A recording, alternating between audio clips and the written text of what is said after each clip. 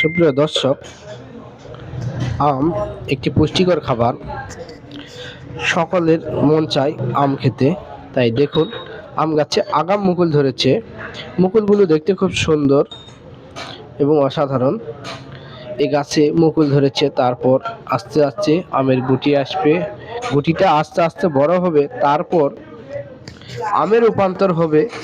আমের রূপান্তর হয়ে আস্তে আস্তে আম যখন বড় হয়ে যাবে, তখন খাবার উপযোগী হবে। এই গাছটি নাকফজলি আমের গাছ। আমটি খুব লম্বা হয় এবং খেতে খুব সুস্বাদু। বিশেষ করে নওগাঁ জেলাতে এই আম বেশি উৎপাদন হয়। তাই এই আমকে নওগাঁ জেলার আমের রাজাও বলা যেতে পারে। তাই এই আম মোটামুটি গ্রামের প্রত্যেকের বাড়িতে কিংবা বাড়ির আশেপাশে একটা করে গাছ রয়েছে এই আমের।